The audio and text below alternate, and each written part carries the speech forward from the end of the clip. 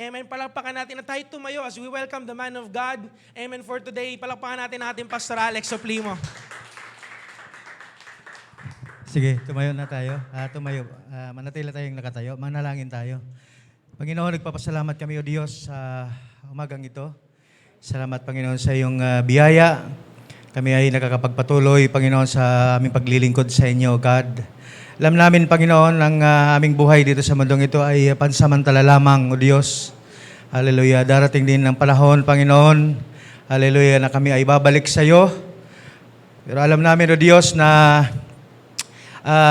hindi pa kami babalik sa iyo hanggat hindi pa namin nagagawa, o Diyos, ang isang gampanin, o Diyos, na pinagkatiwala mo sa amin, o Diyos, habang kami nabubuhay, Panginoon, dito sa mundong ito. God, Lord, salamat. Pinupuri ka namin, pinapasalamatan sa pangalan ni Jesus. Amen.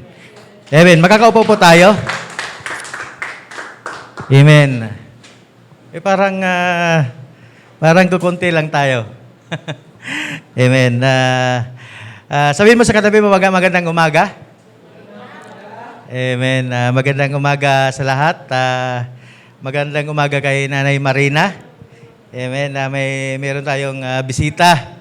Amen. Kagabi nandun tayo, yung iba sa Paranaque. Amen. Nandun tayo sa burol ni Mami. Amen. At bagamat nakakalungkot na wala na siya. Amen. Pero alam natin, isang araw, susunod ka rin. Hindi, magkikita-kita tayo. Amen. Lahat ng mga mahal natin sa buhay na nauna sa atin, sabi ng Panginoon na may magkakaroon ng isang malaking reunion. Amen. Magkikita-kita yung mga mahal mo sa buhay na nawala na.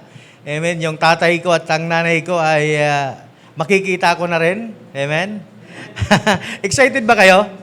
Amen. Na yung mga nauna nang bumalik sa Panginoon ay makikita mo.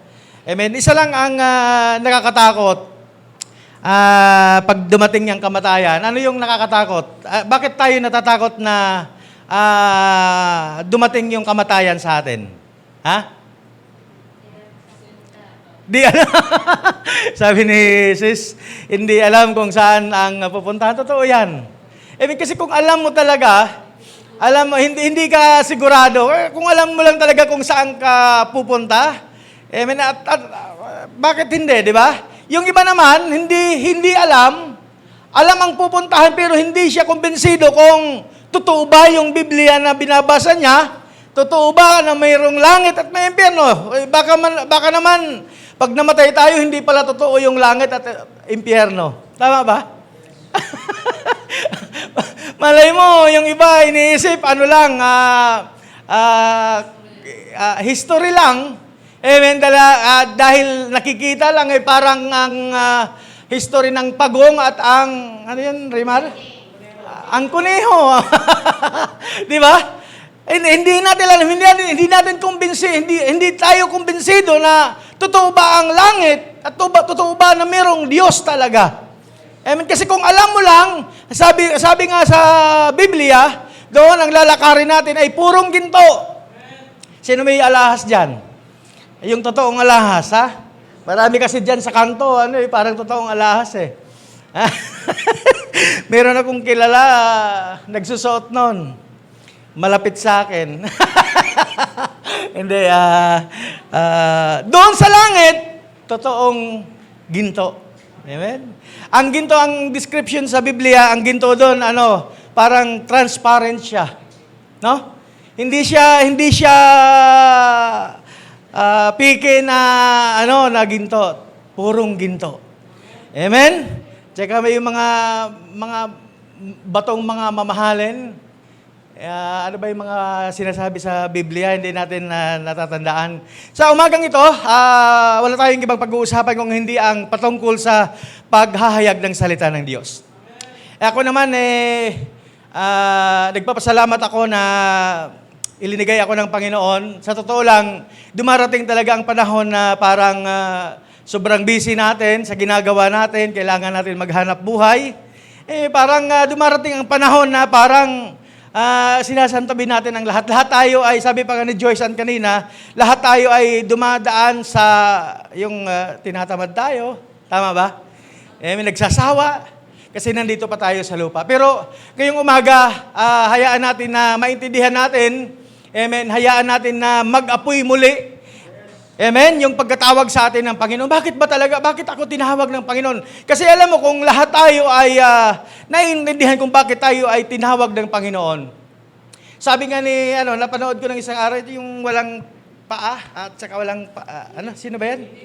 Ayan, yan yung maliit na tao. Sabi niya, kung hindi mo alam yung tatlong bagay yung sinabi niya, kapag hindi mo alam kung bakit nabubuhay ka, kung bakit pinahintulutan ka ng Panginoon, anong purpose mo sa buhay, bakit ka nandito sa mundong ito, ano yung gagawin mo, ano yung pakinabang mo, parang mas disable ka pa kaysa sa akin. Amen ba? Amen. Kung ang iniisip mo ay kung bakit ka ay pinahintulutan ng Diyos na buhay pa hanggang ngayon para magtrabaho lang, ikaw na yung pinakakawawang tao. Biruin mo, magtatrabaho. Kasi sabi sa Proverbs, Ecclesiastes pala, pinahintulutan ng Panginoon na magtrabaho ka,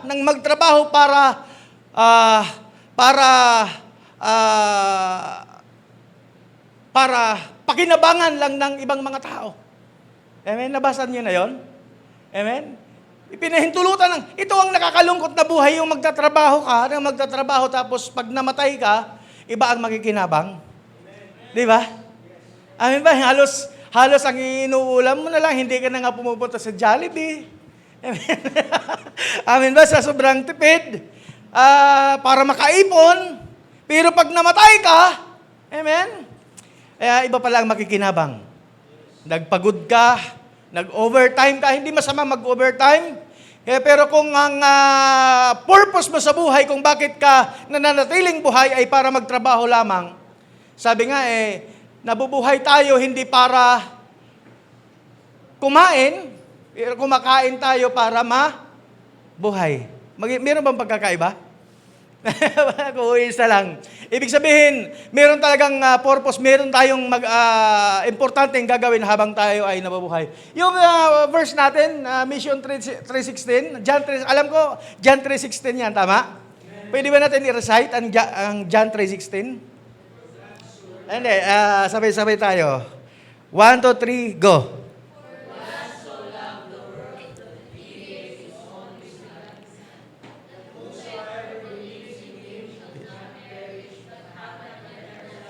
Amen. Palakpakan natin ang Panginoon.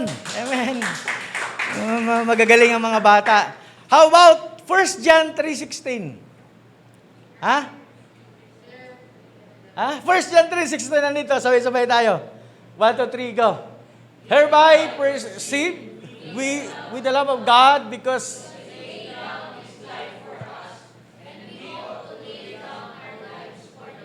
Amen. Ang sabi rito, hereby perceive we the love of God because He laid down His life for us and we ought to lay down our lives for the brethren.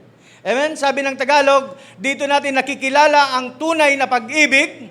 Iinalay ni Kristo ang kanyang buhay dahil sa atin, dapat din nating ialay ang ating buhay dahil sa mga kapatid.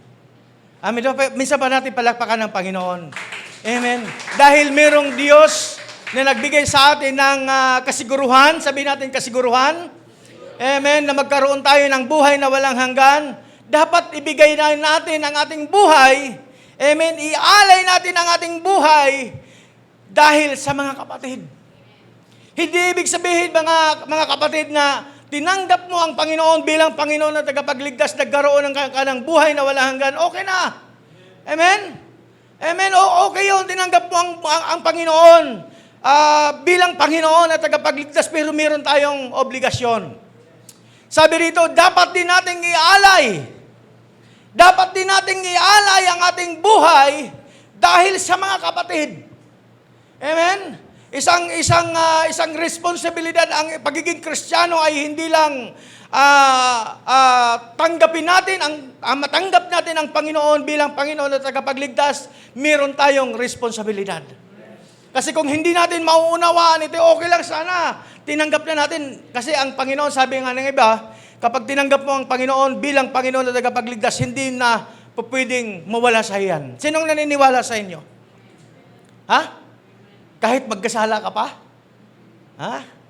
Pagka patuloy tayong nagkasala, mawawala din yan. Pero ang pangako ng Diyos, hindi na mawawala kapag ka nanatili ka sa Kanya. Maraming mga tao ang naniniwala na once you are saved, you are always saved. Okay naman yun, tama yun. Amen? Pero kinakailangan mong manatili sa paglilingkod sa Panginoon. Amen ba? Meron tayong obligasyon. Hindi tayo magfo-focus dito. Amen. Gusto kong pag-aralan ang paano ba ang ginawa ng naunang church, yung pinaka-unang church na naitatag ng Panginoong Hesukristo na makikita natin sa Book of Acts. Ano ba yung, kasi tayo, sa iba't ibang mga kasimbahanan, meron silang mga kanya-kanyang pamamaraan. Uy, tayo marami. Uy, sila marami. Ano ba yung ginawa nyo? Ano ba yung mga estratehiya na ginawa nyo? Bakit kayo dumami? Amen? Doon nagpapagalingan. Oo, doon pumapasok yung kaalaman. Ito lang yung ginawa ko. Nagpakain ako. Nagturo ako. Kasi nakapagtapos ako ng pag-aaral sa Bible School. Amen? Pero ano ba talaga ang pattern? Paano, biruin mo nung panahon ng ating Panginoong Hesus, nung unang itinatag niya ang church, makikita natin sa Book of Acts, amen, makikita natin yung pinakamabilis na paglago ng isang church o isang simbahan ng Panginoon. Wala nang hihigit pa ron. Kaya kinakailangan, tingnan natin, no? Hindi natin titingnan ano ba yung mga ginawa ng iba't ibang mga church, iba't ibang mga churches, paano nila ginawa, bakit biglang dumami. Tayo naman ay hindi nakikipagkompetisyon. Amen. Kasi kung nangangaral ka para dumami lang yung pumasok dito sa church, mabibigo ka lang. Amen ba?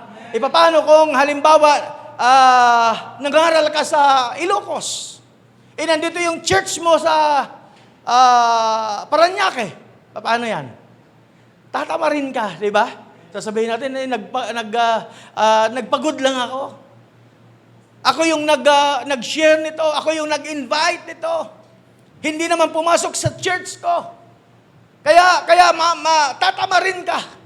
Mabibigo ka lang. Amen? Pero dapat maintindihan natin na ang pagliligtas ng Panginoon, hindi paramihan sa loob ng church. Kung hindi dalangin natin, sinisiguro natin na dumami ang mga taong magpapasalamat sa Panginoon. Amen ba? Kaya yung ginagawa natin, street preaching, hindi ko alam kung saan na pupunta yun. Pero alam ko sa Eastern Samar, sa 18 municipality ng Eastern Samar ay natapos namin mag-asawa. Pero alam kong maraming mga churches ang naitayo.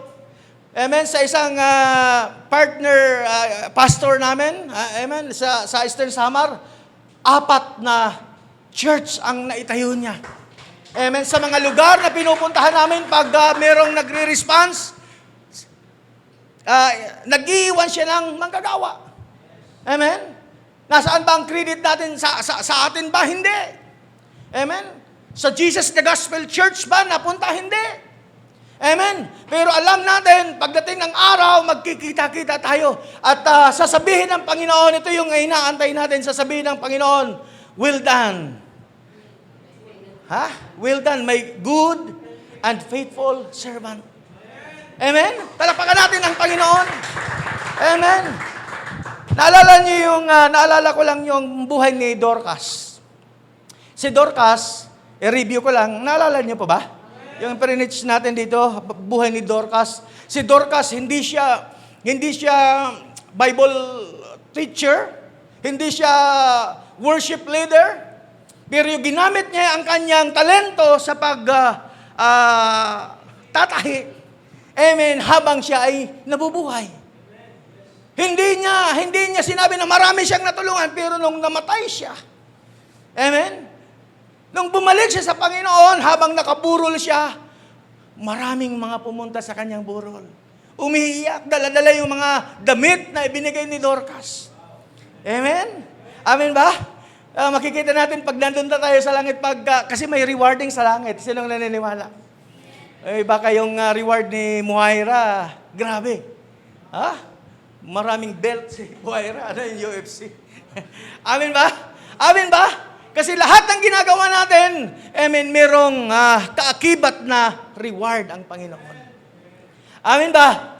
Amen. Kaya, tinawag ka na, sabihin mo sa katabi mo, tinawag ka ng Panginoon, hindi lang para umupo dyan. Meron tayong gagawin. Amen ba? Ready ba kayo? Nagtatanong ba kayo, bakit nagagawa nilang mag-preach sa labas? Bakit nagagawa nilang mag-share ng salita ng Panginoon? Ako hindi. Sinong nagtatanong doon? Siguro, busy lang ako. Hindi, siguro ito yung linya ko. Amen? Hindi siguro ito yung linya ko, pero sasabihin ko sa iyo sa umagang ito kung ano ang talento na ginawa, ibinigay sa iyo ng Panginoon, doon gagamitin ng Panginoon. Amen ba? Hindi mo kinakailangan pumasok sa Bible school para ma-share mo lang ang salita ng Diyos. Ang plano ng kaligtasan na ibinigay ng Panginoon sa lahat ng tao, hindi mo kinakailangan maging isang worship leader. Amen? Pero kung ano yung talento na meron ka ngayon, kung ano yung meron ka ngayon, amen ba? Kasi naniniwala ako na lahat tayo ay binigyan ng talento ng Panginoon. Amen. Sino ba ang gusto maglingkod sa Panginoon? Kinakailangan mo lang matutunan. I-review natin, ano ba ang ginawa ng mga disipulo? Bakit nila nagawang sumunod sa Panginoon? Alam nyo ba, nung naitatag ang unang church sa Book of Acts, wala na ang Panginoon. Wala na siya. Amen ba? Pero meron siyang isang mahalagang kabilin-bilinan sa mga disipulo. Amen. At ito yung pagkaaralan natin ngayon. Kasi kung nararamdaman mo, bakit nagagawa nila, hindi ko nagagawa. Ako hindi ko nagagawa. Siguro, pastor kasi siya eh. Evangelist kasi siya. Kaya ako hindi ko magagawa. Pero ngayong umaga, sasagutin natin, na nanggagaling sa salita ng Diyos, hindi kung kaninong libro o idea, amen, kinakailangan natin bumalik sa salita ng Panginoon. Sino ang handa? Amen. Sa umagang ito, pag-aaralan po natin, meron lang akong 4 na punto at hindi po ako matagal sa ating pag-aaral sa umagang ito. Preparing to receive the outpouring of the Holy Ghost. Amen. Naniniwala ako no kung bakit hindi natin nagagawa na mag-share ng salita ng Diyos dahil wala ang Espiritu Santo sa buhay natin. Sasabihin natin, wala pa ba? Kristiyano na ako? Oo, wala pa. Kasi hindi pa natin nagagawa. Kasi sabi nga ni Pastor Ralph kanina, amen, hindi tayo pa pwedeng magbigay ng isang bagay na wala tayo. Amen ba? Hindi natin pa pwedeng kumbinsihin yung ibang mga tao na hindi pa tayo nakukumbinsi. Meron akong isang kwento bago tayo mag-aral. Ikwento ko na sa inyo ito pero matagal na. Amen. Nandun pa tayo sa ano. Merong isang empleyado na pinadala ng Africa. Amen. Pinadala siya doon kasi ang ang produkto nila ay chinelas. Amen. Sabihin natin chinelas. Naantok na kayo. Chinelas. So, pagdating niya sa Africa, amen, sa lugar nila Rimar, sabi niya doon, tumawag siya sa Pilipinas, sabi niya, Sir, sabi niya sa supervisor niya, Sir, hindi po pwede rito. Bakit? Yung mga tao rito, hindi nagchichinelas. Hindi magkiklik ang produkto natin. Sige, uwi ka dito. Umuwi ka, pinalitan. Pagdating ng pinalit doon, tumawag ka agad. Sabi, tumawag dito sa Pilipinas, Sir, good news! Bakit? Amen, bakit? Kasi ang mga tao dito, wala pang mga tsinelas. Amen ba? Amen. Nakikita natin yung pagkakaiba. Parehas lang na produkto. Alam kong parehas lang na ang training na ginawas sa kanila. Amen ba? Parehas sila empleyado, parehas na produkto, pero magkaiba ang kanilang pananaw. Amen ba? Amen? Ganon din sa mga Kristiyano. Isang Diyos na namatay sa krus ng Kalbaryo, nagbigay ng kaligtasan sa iyo at sa akin, sa ating lahat. Amen? Pero magkakaiba tayo ng pananaw. Magkakaiba tayo ng mga priority sa buhay. Amen ba? Magkakaiba tayo ng mga minimiti. Dapat meron akong sasakyan. Dapat pagka nagkaedad ako ng 30, dapat meron na akong ganito. Amen? Amen ba? Meron namang ibang pananaw. Sabi nga ni Mami, si Mami Mitos, yung nakaburol ngayon, kinakailangan pagtuunan mo na, isang preaching niya ang hindi ko makalimutan, pagtuunan mo ang mga bagay na hindi nakikita. Kaysa sa mga bagay na nakikita, kasi ang mga bagay na nakikita ay temporary lamang. Sabihin natin, temporary lamang. Pero ang mga bagay na hindi nakikita ay panghabang buhay. Amen ba? Amen. Alam ko ang babahagi ng salita ng Diyos ay pang walang hanggang pang walang hanggang bagay. Amen ba? Amen ba? Amen. Karamihan, magmasid lang kayo. Wag ka nang tumingin sa iba. Paggising natin sa umaga, ano yung iniisip natin? Ha? Kailangan kumita ako. Kailangan yung business ko lumago. Kailangan magkabahay ako kung wala kang pang bahay. Kailangan magkaasawa na ako. Yung wala pang asawa. Amen ba? Yan yung mga iniisip natin. Kristiyano ka man o hindi. Ito yung mga pumapasok sa isipan natin. Wala lang iba pa. Pag wala ka pang trabaho, Lord, bigyan mo ako ng trabaho. Pag may trabaho ka na, nakakalimutan mo na yung Panginoon. Pero yung mga bagay na pang walang hanggan, hindi natin pinagtutuunan ng pansin kasi hindi yan ang priority natin. Isang Diyos ang namatay para sa iyo at para sa akin. Parehas yung Biblia na binabasa mo at binabasa niya. Isang kaligtasan yung hawak-hawak natin. Amen ba? Isang Diyos ang pinaniniwalaan natin, pero magkakaiba tayo ng mga priority sa buhay. Bakit? Amen? Na dapat pag Kristiyano ka, meron tayong pagkakaisa, meron tayong isang adhikain. Amen? Ang maraming makakilala yung teksto natin. Ibinigay ng Diyos ang kanyang buhay para sa lahat ng tao. Kinakailangan din ibigay natin ang buhay natin para sa ating mga kapatid. Wala nang iba pa. Dapat yun yung itanim mo sa isipan mo. Binigyan ka ng Panginoon ng kaligtasan. Sino ang kumbinsido na ligtas ka na pag namatay ka? Ito yung nakakatakot talaga. Sabi nga ni Mami Mitos, wag mong mahalin masyado yung, kahit yung ministry natin, wag mong mahalin masyado.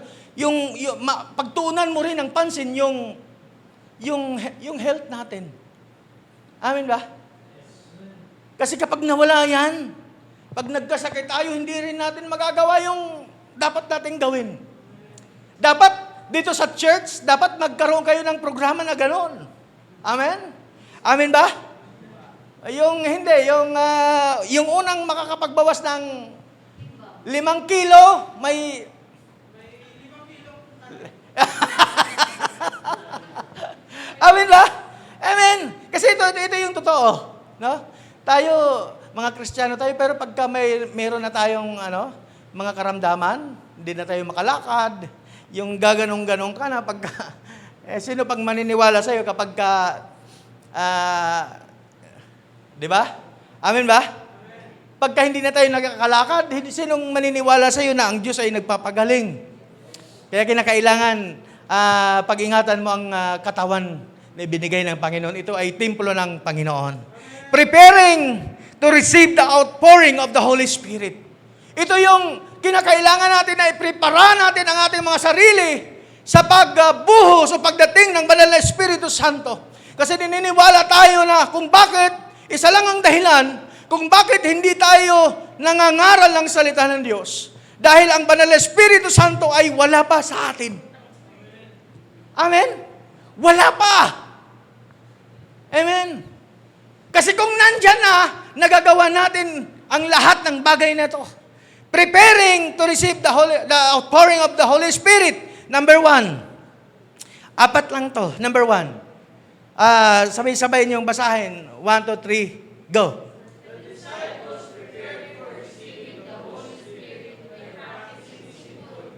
Amen. The disciples prepared for receiving the Holy Spirit by practicing simple obedience. Sabihin natin, simple obedience. Amen. Amen. Minsan yung mga simple, hindi natin nagagawang sumunod. Amen? Yung mga simpleng bagay. Ang sabi ng Acts chapter 1 verse 4 to 5, ang sabi rito, and being assembled together with them, commanded them that they should not depart from Jerusalem, but wait for the promise of the Father, which said he, ye have heard of me. For John truly baptized with water, but ye shall baptize with the Holy Ghost not many days hence. Sa Tagalog, gusto kong basahin ang sabi rito, at samantalay sila kasama pa nila. Kanyang tinagubilinan, sila hintayin ninyo roon ang ipinangako ng Ama na sinasabi ko sa inyo. Nabautismuhan nga kayo ng tubig ni Juan, ngunit di na magtatagal at babautismuhan kayo ng Banal na Espiritu Santo. Ang sabi ng Panginoon sa kanyang mga disipulo, wag muna kayong lalabas sa Jerusalem. Antayin nyo yung sinasabi ng Ama na itinuturo ko sa inyo ang pagdating ng Banal na Espiritu Santo sa inyo.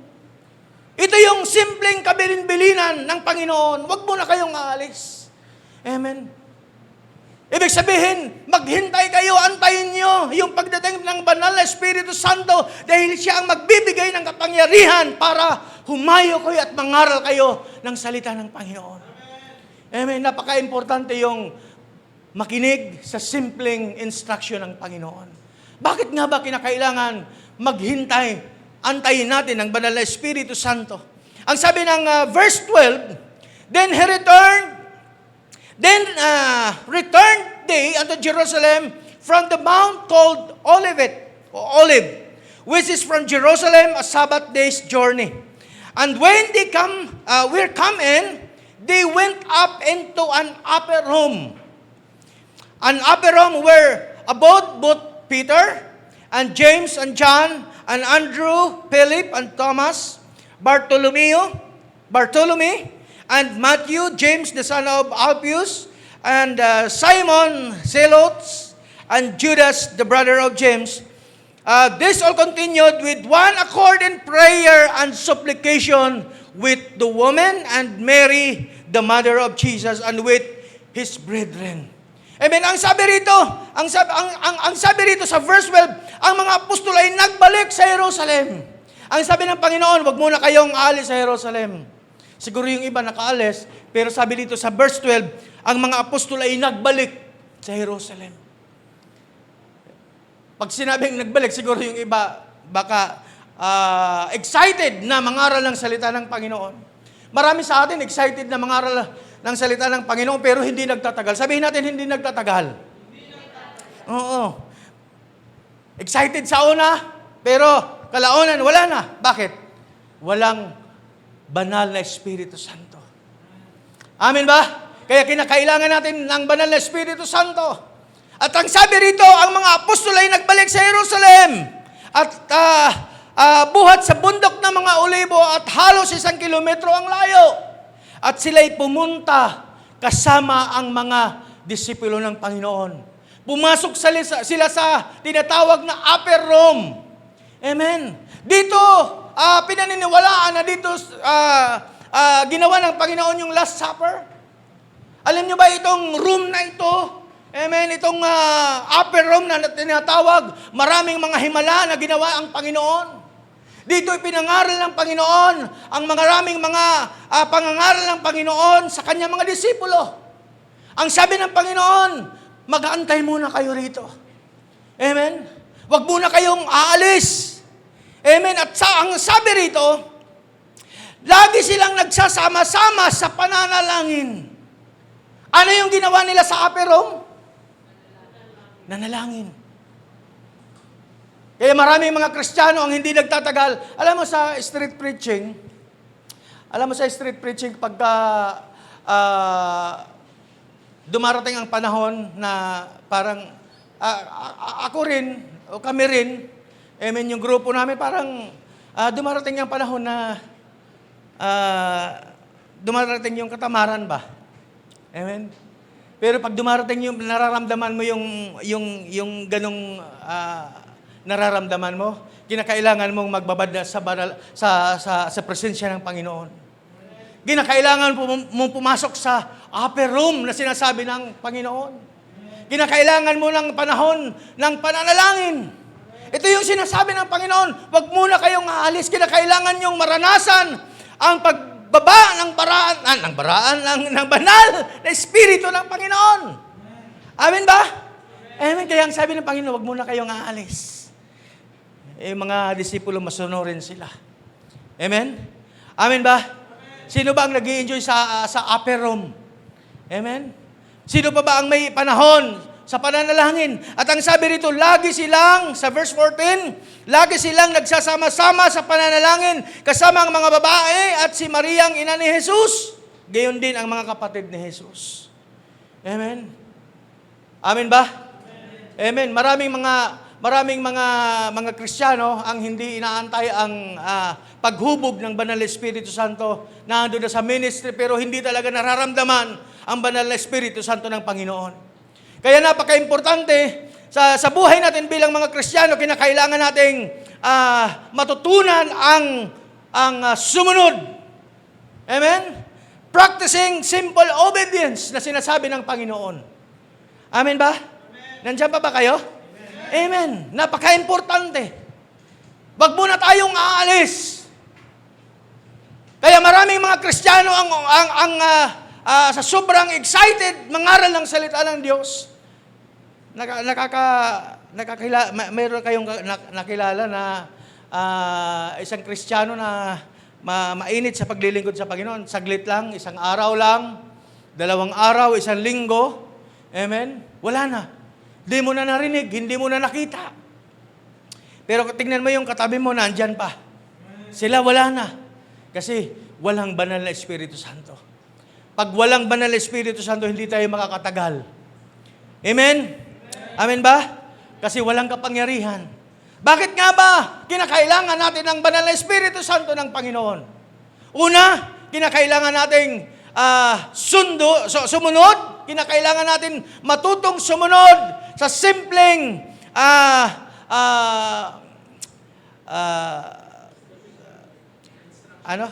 instruction ng Panginoon. Amen? Matuto tayong sumunod. Amen? Walang Kristiyano na hindi marunong sumunod. Amen? Amen ba? Kinakailangan natin matutong sumunod. Number 2, mabilis lang ako. Number 2, sabay-sabay natin basahin. 1, 2, 3, go.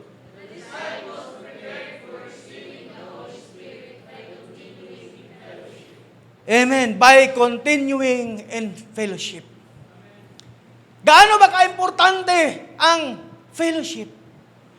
Sa Book of Acts, sa chapter 1, itinuturo, mababasa natin pagdating nyo sa bahay, basahin nyo yung Acts chapter 1 at saka chapter 2, sa kanyo na basahin pag-uwi nyo. I-review nyo yung pinag-aaralan natin ngayon. Ang mga disipulo, hindi nila nakalimutan ang pakikipag-fellowship. Amen? Hindi nagsasawa sa pakikipag-fellowship. Maraming mga Kristiyano, alam nyo ba, hindi nag-i-enjoy sa pakikipag-fellowship sa kapwa mga Kristiyano. Isang dahilan kung bakit hindi tayo nakakapangaral ng salita ng Diyos, wala tayong lakas ng loob, mangaral ng salita ng Diyos kasi yung ka-fellowship natin, hindi mga Kristiyano. Amen ba? Sino bang naniwala sa inyo? Kasi kung sino yung ka-fellowship nyo, yan din yung ginagawa ninyo. Kung ang ka-fellowship nyo ay mahilig sa mga bagay na hindi pang spiritual, yan din yung gagawin natin. Pero ang sabi rito, ang mga disipulo ay prinepara ng Panginoon, amen, sa pamamagitan ng patuloy na pakikipag-fellowship sa kapwa Kristiyano. Amen ba? Napaka-importante. Amen?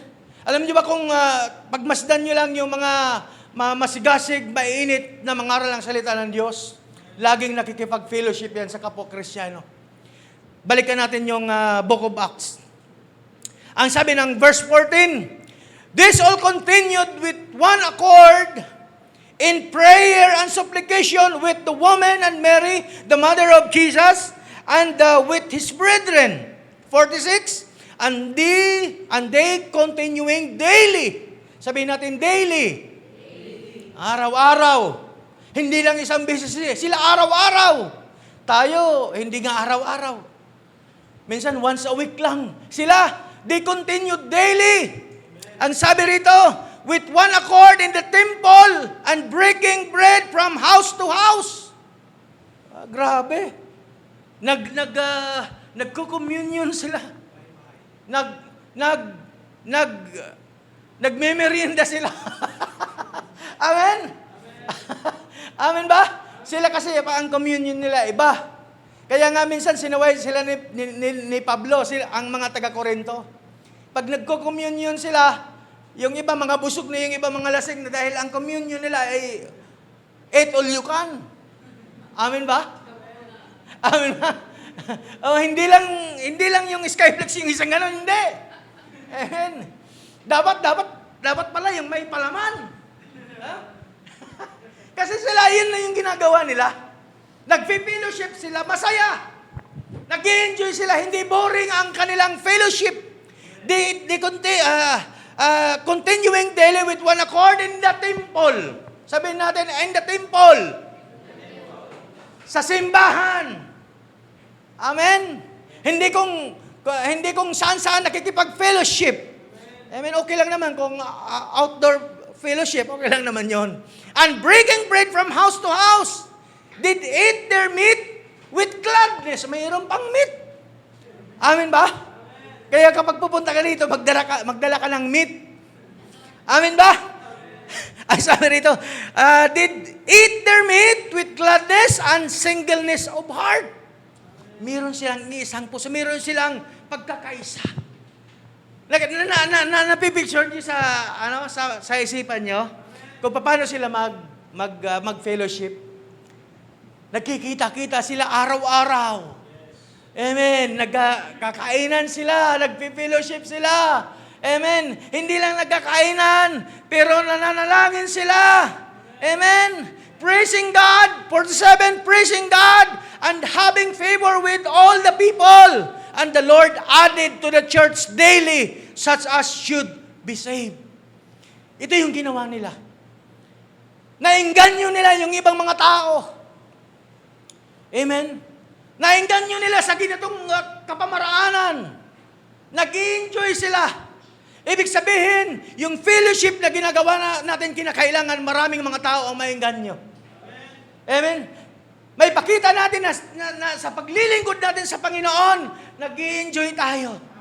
Amen. And they added, sabi rito, and the Lord added to the church daily as should be saved. Maraming idinadagdag ang Panginoon. Bakit? Meron silang pagkakaisa. Amen ba? Nandiyan pa ba kayo? Isang sikreto kung bakit maraming mga nanampalataya ng pagkaakyat ng Panginoon at dito na itatag ang unang church sa Biblia, sa Book of Acts. Dahil sa ganitong kapamaraanan. Ito ay kapamaraanan na itinuro ng Panginoon. Ano yung una? Kinakailangan manatili sa Jerusalem, Sa upper room. Amen. Kung saan doon, ibubuhos ng Panginoon ang kanyang banal na Espiritu Santo. Ano yung pangalawa na ginawa ng mga disipulo? Nag-fellowship sila. Kaya napaka-importante yung fellowship. Yung ginagawa niyong fellowship, huwag niyong tigilan. Amen? Huwag niyong tigilan dahil mayroong ginagawa ang Panginoon sa church na ito. Amen ba? Amen. Number 3, mabilis lang tayo, dalawa na lang. Amen. Number 3, basahin natin. 1, 2, 3, go!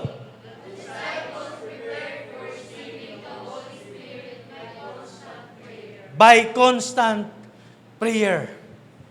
Anong ibig sabihin ng constant? Tuloy-tuloy, lagi-lagi. Hindi lang isang beses. Huwag kayong papayag na mag-fellowship kayo na mas marami pang panahon ang paglalaro kaysa sa manalangin. Amen? Amen ba? Kinakailangan natin maglaan ng panahon sa pananalangin. Amen? Dahil ito yung ginawa ng mga disipulo. Sila'y nanalangin. Pag nagkikita-kita sila ay nananalangin sa Panginoon. Sa verse 42 na, ang sabi rito, and they continued steadfastly in the apostles' doctrine and fellowship and in breaking of bread and in prayer. Napaka-importante. Amen? Wala nang pinakamabisa pa na estratehiya para magkaroon tayo ng tapang na mangaral ng salita ng Diyos, ang pananalangin. Amen? May nakakakita man o wala, hindi kinakailangan marami nakakakita sa iyo na nakaluhod ka, na nanalangin. Amen? Kahit naglalakad ka, pwede kang manalangin. Amen? Number 4. Mabilis lang ako. Sabi ko yung mabilis lang, 4 lang ito. 1, 2, 3, go. Sabay-sabay. Isa pa. 1, 2, 3, go.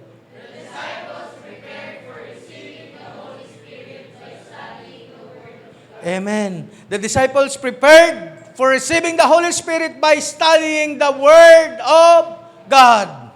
Amen. Kaya tayo nandito sa upper room. Ang upper room, ang church ay binibilang natin na upper room kung saan dito ibinubuhos ang banal na Espiritu Santo ng Panginoon.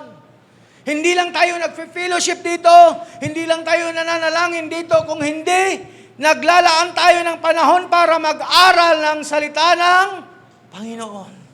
Amen ba? Ang sabi ng Acts chapter 2 verse 42 to 46, ang sabi rito, and they continued steadfastly in the apostles' doctrine and fellowship and in breaking of bread and in prayer. And fear come upon every soul. And many wonders and signs were done by the apostles. Amen? Alam niyo ba, sa panahon na nagkakaroon tayo ng fellowship, dito ginagawa ang Panginoon. Mayroong ginagawang mga himala ang Panginoon. Amen ba? Sa tuwing nagkakaroon tayo ng fellowship, masaya tayong nagtitipon-tipon, nag-aaral ang salita ng Panginoon. Amen? Nananalangin. Dito nangyayari yung mga kababalaghan na ginagawa ng Panginoon. Amen ba? Ang sabi sa verse 44, and all that believed were together and had all things in common. Kung basahin nyo sa Biblia, kung matatandaan nyo ang Book of Acts, dito nangyari sa kanilang fellowship, sa kanilang pag-fellowship, dahil nandun sa kanila ang Banal na Espiritu Santo. Alam nyo ba yung nangyari sa kanila? Dumating ang panahon na ibininta nila ang kanilang mga ari-arian. Amen? Makikita natin yung ginawa ng Panginoon sa buhay nila. Sa sobrang eagerness nila maglingkod sa Panginoon, ibininta nila ang kanilang mga bahay, ang kanilang mga ari-arian. Hindi natin sinasabi na ibintan niyo yung mga ari-arian ninyo, pero pinag-aaralan natin kung bakit nangyari. Kung gaano kalalim ang kanilang pag-ibig sa gawain ng Panginoon. Amen? Dumating ang panahon na ibininta nila ang kanilang mga ari-arian at dinala nila sa kongregasyon. Amen? At doon ibinahagi ng mga disipulo ang pangangailangan ng bawat isa. At ang sabi rito, walang isa man sa kanila ang naghikahus. Amen. Natatandaan niyo yung nangyari kay Sapphira at kay Ananias? Natatandaan niyo? Amen. Sila nag-try din. Dahil ang ibang mga kapatiran ay nagbenta na ng mga ari-arian, sila ay trinay din nila magbenta. Pero anong nangyari sa kanila? Hindi nila ibinigay. Wala namang nag-utos sa kanilang ibenta yung ari-arian nila, pero sa kagustuhan nilang sumunod sa ginagawa ng iba. Ibinenta nila yung kanilang ari-arian, hindi nila ibinigay doon sa mga apostol. Ha? Hindi lahat pala. Anong nangyari sa kanila? Namatay sila. Buhay silang bumagsak. Amen ba? Marami sa atin, nanggagaya lang. Nanggagaya lang yung ginagawa ng karamihan. Ay, ito gagawin ko dahil ginagawa nila. Amen? Pero may mga nangyayaring hindi maganda. Sana hindi na lang ako naglingkod sa Panginoon. Amen? Wala namang nangyayari. Bakit? Hindi pa natin nararanasan ang Banal na Espiritu Santo. Makikita natin dito kung gaano ka-importante ang Banal na Espiritu Santo sa paglilingkod natin sa Panginoon. Amen ba? Sino ba ang nakakaranas? Sino ba ang gusto makaranas ng Banal na Espiritu Santo? Ngayon, sinasabi natin, matagal na akong naglilingkod sa Panginoon, siguro naman nandito sa akin yung Banal na Espiritu Santo. Amen? Pero kung ngayon pa lang, hindi mo nararanasan, amen, hindi ka pa nakukumbense na mangaral, hindi pa nagbabago yung prioridad mo sa buhay, amen, malamang wala pa yung Banal na Espiritu Santo. Amen ba? Siguro yung pakikipag-fellowship natin, yung pagbabasa natin, yung paglalaan natin ng panahon, amen, sa Panginoon, paglalaan ng panahon sa pananalangin, siguro ito yung pinili kong ituro ngayong umaga, amen, dahil ito yung nangyari sa kanila. Huwag na tayong lumayo huwag na tayong gumaya sa ibang, maghagilap sa ibang mga kapamaraanan o maghanap ng libro, baka yung kay Paul, yung Getso, yung strategy ni Paul, yung Getso, magaya nga. Amen, tao lang yan. Pero dito, ito yung sinabi ng Panginoon, ito yung kabilin-bilinan ng Panginoon. Ang Panginoon mismo yung nagsabi. Amen ba? Huwag muna kayong aalis. Kaya ngayon, huwag niyong pangarapin na mangaral ng salita ng Diyos sa ngayon. Amen? Kinakailangan matutunan natin, maintindihan natin, makumbinsin natin yung sarili natin bago natin ituro sa iba. Amen? Amen ba? Kung gusto natin tumagal, mag-enjoy tayo, gawin natin yung sinasabi ng Panginoon. Antayin niyo yung Banal na Espiritu Santo. Huwag muna kayong lalabas. Mag-enjoy muna kayo sa upper room. Ito yung upper room. Ang church ay ang sinasabi ng upper room ng Panginoon. Dito tayo hinuhubog. Amen? Kaya kung hindi mo pa na-feel na ang church ay ang lugar na kung saan ka ay huhubugin ng Panginoon, malamang wala pa yung Banal na Espiritu Santo ng Panginoon. Amen ba? Kung nakikita mo na doon ka, dapat doon ako mag-i-enjoy, dito ako sa lugar na ito mag-i-enjoy. Hindi. Kasi sa upper room sila pinaghintay ng Panginoon. Nandoon yung 120 na mga mananampalataya kasama ang mga disipulo ng Panginoon. Nag-fellowship sila. Nagbe-breaking of bread sila. Nag-fellowship sila. Nananalangin sila. Sama-sama silang nananalangin. Sama-sama silang nagbabasa ng salita ng Diyos. Ibig sabihin, ini-enjoy nila. Amen. Yung presensya ng Panginoon. Sino ba ang nag-i-enjoy sa inyo? Amen. Pagka pumapasok kayo dito sa tinuturing natin, templo ng Panginoon, sino ba ang nag-i-enjoy sa inyo? Sino ba sa inyo ang nafe-feel na nandito ang Banal na Espiritu Santo ng Panginoon? Amen. Kailangan natin ng Banal na Espiritu Santo ng Panginoon. At ang sabi rito, sa verse 46, and they continuing daily with one accord in the temple and breaking of bread from house to house. Amen. In the temple and from house to house. Ibig sabihin, hindi lang sila nakukontento sa church. Amen. Nagfi-fellowship pa sila kung saan-saan. Amen. Sa bahay-bahay. Amen. Nag-i-enjoy sila. Ibig sabihin, nag-i-enjoy sila. Amen. Yung mga ka-fellowship nila, hindi mga unbelievers. Amen ba? Kailangan antayin natin yung Banal na Espiritu Santo. Sikapin natin, pagsumikapan natin na madama natin ang Banal na Espiritu Santo. Kasi marami sa atin nagtatanong, ano kaya ang gagawin ko para magkaroon ako ng tapang? Alam mo yung mga disipulo? Ang mga disipulo ng Panginoon, hindi madali ang kanilang pangangaral ng salita ng Diyos. Marami sa kanila, hinuhuli sila. I-search nyo para mabilis, i-search nyo sa internet yung mga 12 disciples kung paano sila namatay. Hindi madali ang maglingkod sa Panginoon. Sino doon yung linagari ng pati warik? Hinati yung katawan, si Peter. Amen? Sino doon yung binuhusan ng kumukulong mantika? Ha? Meron. Ha? Sino? Hindi siya namatay. Ikaw natalsikan ka nga lang ng mantika eh. Amen.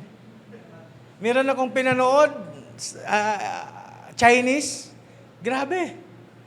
Unti-unti siyang binubuhusan ng kumukulong tubig. Lapdos yung... Sino ba yung isa? Sino yung pinanood natin? Yung nakulong, hindi yun siya. Yung mayroon pang isa. Amen. Hindi madali. Bakit nagagawa nila? Isipin natin bakit nagagawa nila. Ang pangangaral ng salita ng Diyos, hindi lang para yan sa kanila. Lahat tayo ay binigyan ng mandato ng Panginoon para mangaral ng salita ng Diyos. Amen po ba? Hindi mo kinakailangan pumasok sa isang Bible school para ma-share mo lang ang salita ng Panginoon. Kung teacher ka, pag-isipan mo. Kung estudyante ka, pag-isipan mo paano mo ma-share ang salita ng Diyos. Paano mo?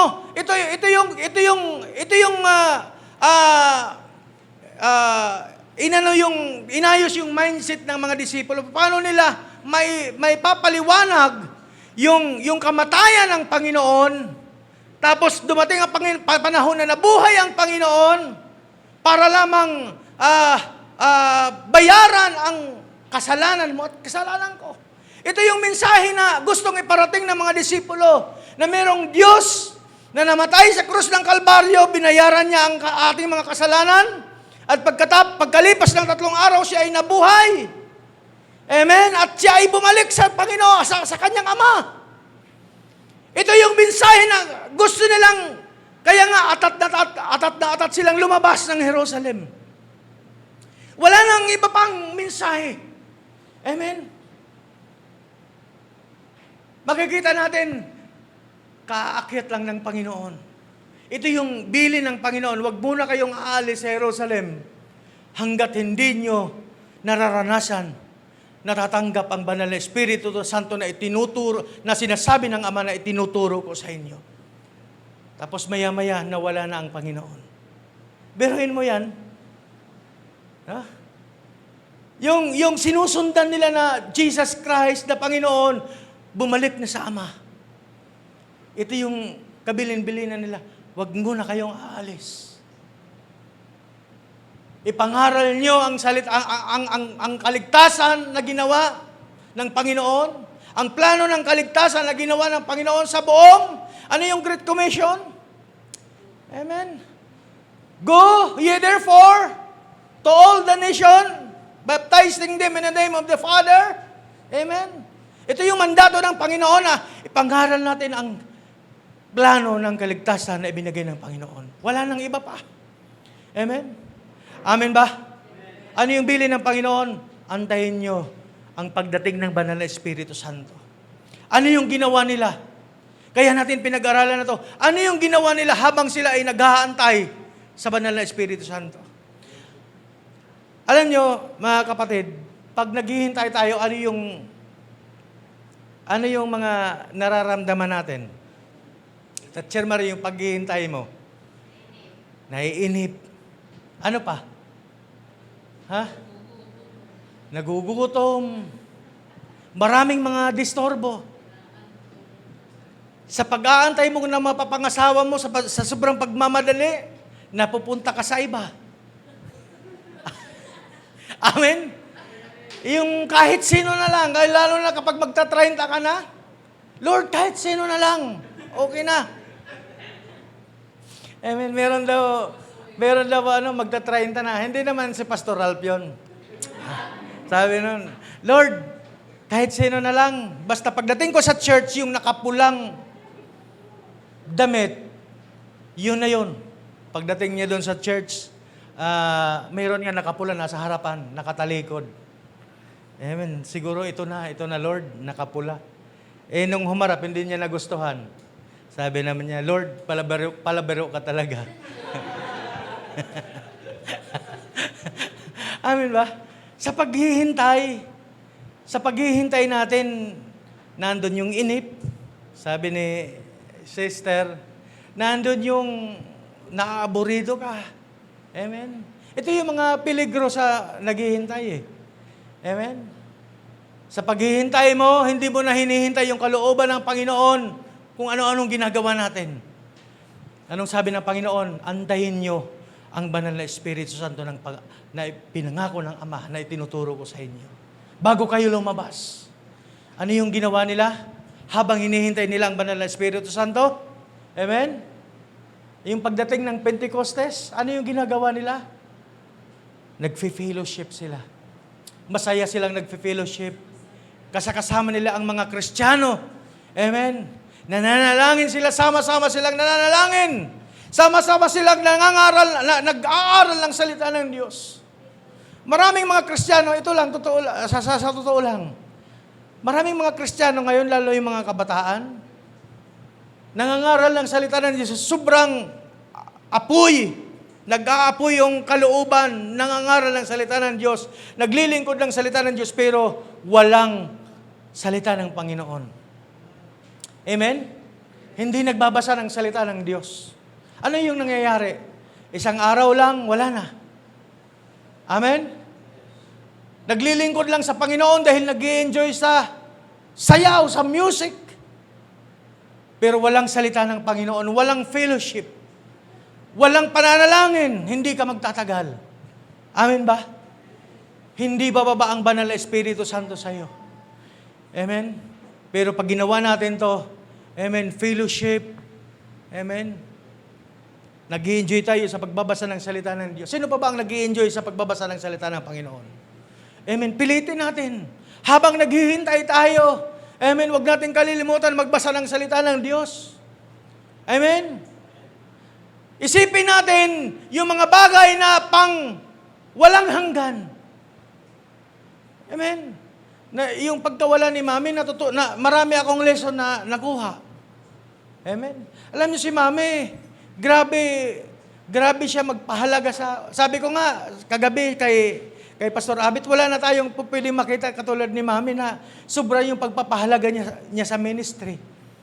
Kahit sinong mga pastor, bago ka man o matagal ka ng pastor, pag lumapit ka sa kanya, talagang maglalaan siya ng panahon para sa iyo. Amen? Amen ba? Pero lahat ng iyon na wala. Amen.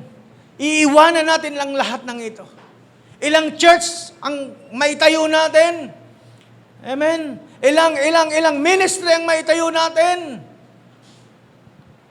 Ilang trabaho ang mapasukan natin, ilang kurso ang matapos mo. Pag namatay tayo, kapatid, lahat ng ito ay iiwanan natin. Walang makikinabang. Amen?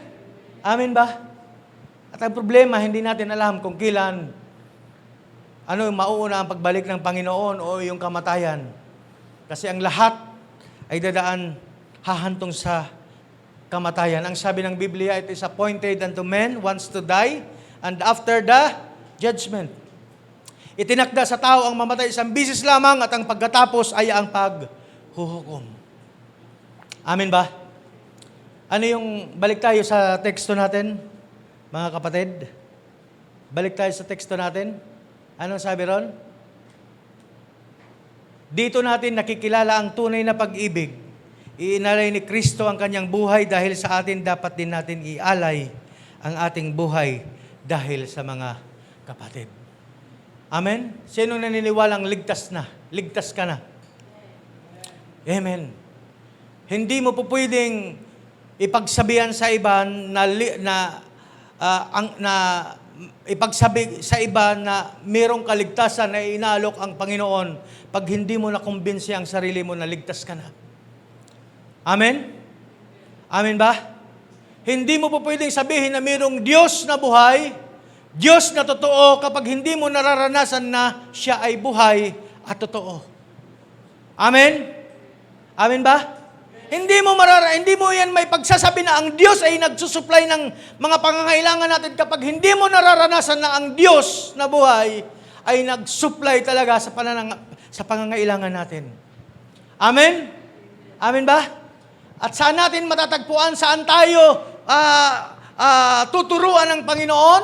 Saan ang lugar na kung saan sasabihin, tuturuan, at tuturo ng Panginoon sa atin sa pamamagitan ng Banal na Espiritu Santo? Sa upper room. Sa church. Amen ba? Dito sa church. Amen ba? Ang mga Kristiyano, ang mga apostoles, doon sila nagsama-sama. Araw-araw sila nagsasama-sama sa upper room hanggat hindi nila nararanasan ang banal na Espiritu ng Panginoon. Nagbibisaya na ako. Amen? Amen ba? Sabi ng Panginoon, wag muna kayong lalabas. Kinakailangan ma-experience niyo muna ako. Amen? Kaya yung tanong natin kanina na, bakit nila nagagawa? Ako naman, hindi ko magawa. Yung pangangaral ng salita ng Diyos, yung ma-share, yung kaligtasan na ibinigay sa akin ng Panginoon, bakit hindi ko magawang ma-share sa iba? Kasi hindi pa natin nararanasan ang Holy Spirit sa upper room, sa Jerusalem. Amen? Amen ba? Sino ang gustong maranasan ang Holy Spirit sa umagang ito? Amen? Sino ang gustong lalabas ka ngayong umaga na mag-iisip ka, Lord, gusto kong maranasan, Panginoon. Gusto kong magamit mo ako, Panginoon, sa kapamaraanan na pwede kong magawa, Panginoon. Inuulit ko, hindi mo kinakailangan pumasok sa Bible School para i-share mo yung kaligtasan na natanggap mo ngayon. Amen? Hindi mo kinakailangan kung ano yung profession na meron ka ngayon. Amen? Kung anong klaseng pagkatao na meron ka ngayon, doon ka gagamitin ng Panginoon. Amen? Pwede ba tayong tumayo ngayon? Pwede ba tayong mag-worship sa Panginoon?